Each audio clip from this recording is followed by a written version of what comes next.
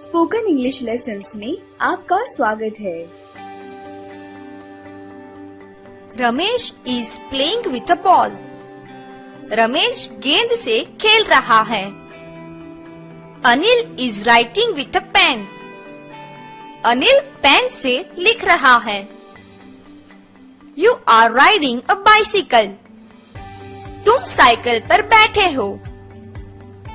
We are doing our homework. हम हमारा घर कार्य कर रहे हैं। Ashok is brushing his teeth. Ashok अपने दांत ब्रश से साफ कर रहा है। The sun is rising in the east. सूर्य पूर्व दिशा में उग रहा है। The children are going to school. बच्चे पाठशाला में जा रहे हैं। I am giving him a rupee. मैं उसे 1 रुपया दे रहा हूँ। सरला is taking the pen from the drawer. सरला खाने में से पेन ले रही है। तो चलिए दोस्तों, अब हम चालू वर्तमान काल के प्रश्नार्थ वाक्यों को देखते हैं। Where are you going? Where का मतलब है कहाँ। तुम कहाँ जा रहे हो। What are you doing? What का मतलब है क्या। तुम क्या कर रहे हो। Why are you giving me a rupee? Why यानी क्यों।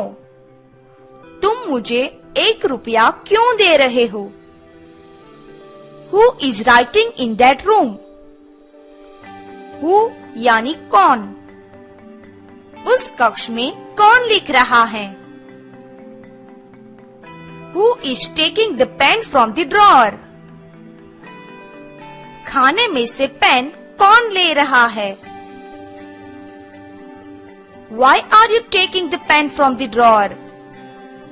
आप खाने में से पेन क्यों ले रहे हो। Where is he working? वह कहाँ काम करता है।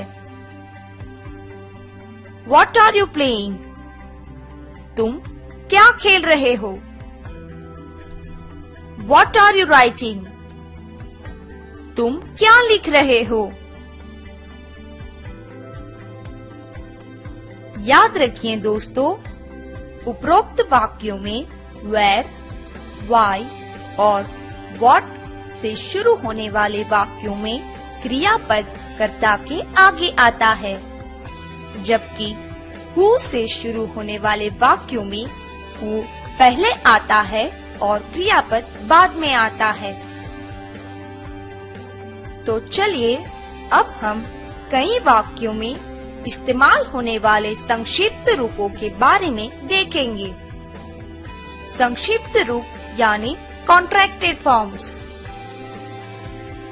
बातचीत करने में टू बी क्रियापद के बहुत से स्वरूप संक्षिप्त किए जाते हैं। आगे हमने संक्षिप्त रूप के बारे में थोड़ा सीखा है, तो चलिए इसकी ज्यादा जानकारी प्राप्त करते हैं। I am का संक्षिप्त स्वरूप होगा I am। You are का संक्षिप्त स्वरूप है you are। He is का संक्षिप्त स्वरूप है his। इसी तरह से she is का संक्षिप्त रूप होगा she's। it is के संक्षिप्त रूप को हम कहेंगे its। they are का संक्षिप्त रूप है they are। इस ट्यूटोरियल को देखने के लिए धन्यवाद। मिलते हैं अगले लेसन में।